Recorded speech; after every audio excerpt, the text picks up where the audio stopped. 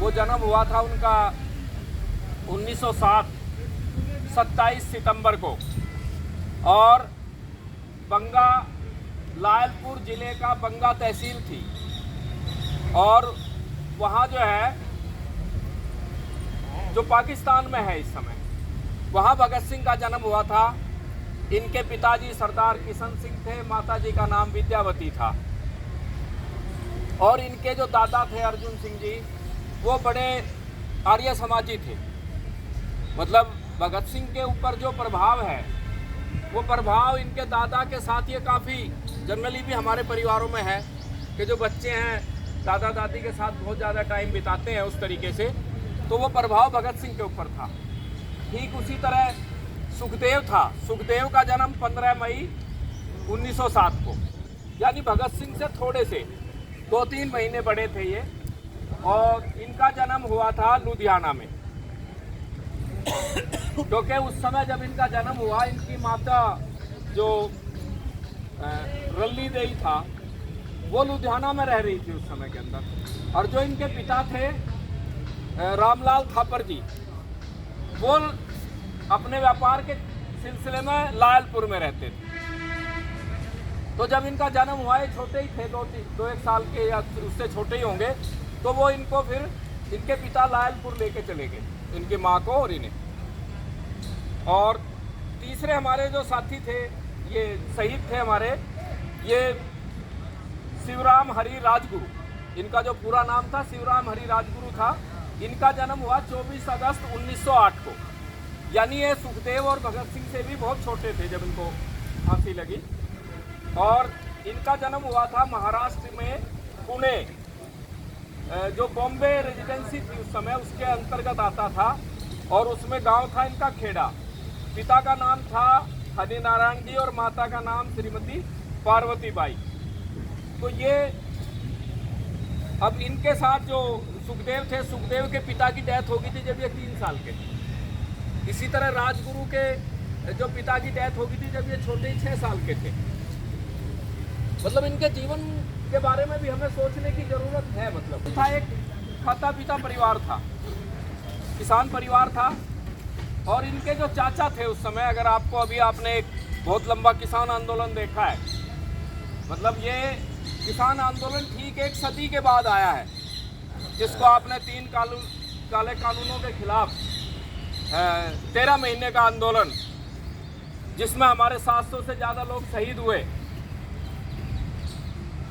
और अभी भी यदि आप इस समय के अंदर भी आप देख रहे हैं कि किसान इस समय भी आंदोलन के ऊपर है, और इस समय भी शायद 15 से ज़्यादा लोग शहीद हो गए हैं। और जिनमें एक नौजवान को तो एक तरह पुलिस की गोली, हमारे हिंदुस्तान की या मैं कहूँ हमारे राज्य हरियाणा की पुलिस की गोली से वो शहीद हुआ है, शुभकरण।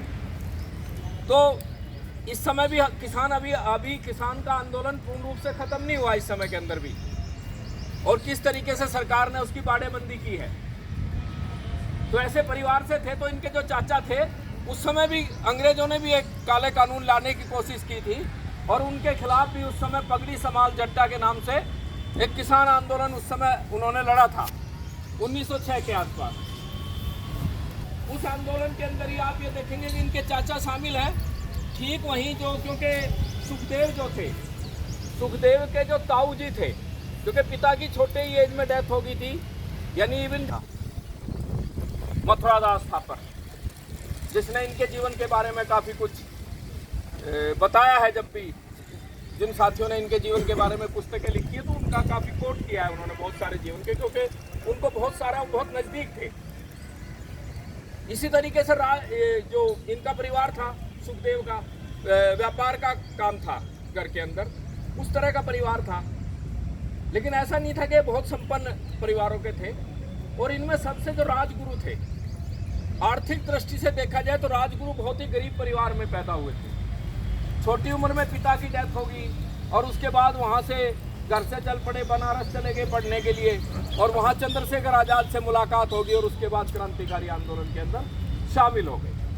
तो ये इन साथियों की एक तरह की बचपन की एक तस्वीर है। और किस तरह देखो, एक महाराष्ट्र के पुणे से, एक लायलपुर से, दूसरा पंगा से, और बाद में क्योंकि भगत सिंह का परिवार पंजाब में खटखट कला में आ गया था। अभी अगर आप बात करोगे तो भगत सिंह का जो घर देखने की बात आती है तो लोग खटखट कला जाते हैं। वो भी यहाँ बंगा, उस तहसील का नाम भी बंगा ही है, जिसके अंदर खटखट कला गांव पड़ता है यहाँ पर।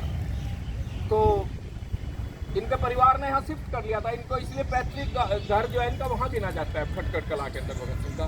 तो ये सारे किस तरह एक मूवमेंट के अंदर मिल जाते हैं। भगत सिंह और सुखदेव कहाँ मिलते हैं?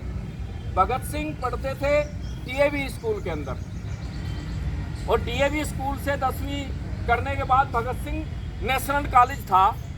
उस समय क्या हुआ कि 1921-22 के आसपास की बात है, महात्मा गांधी ने असहयोग आंदोलन चलाया, और उस समय देश के बहुत सारे विद्यार्थी, वकील, अध्यापक, कर्मचारी उस आंदोलन के अंदर शामिल हो गए, महात्मा गांधी के असहयोग आंदोलन में। और हुआ कि वो एक घटना हुई,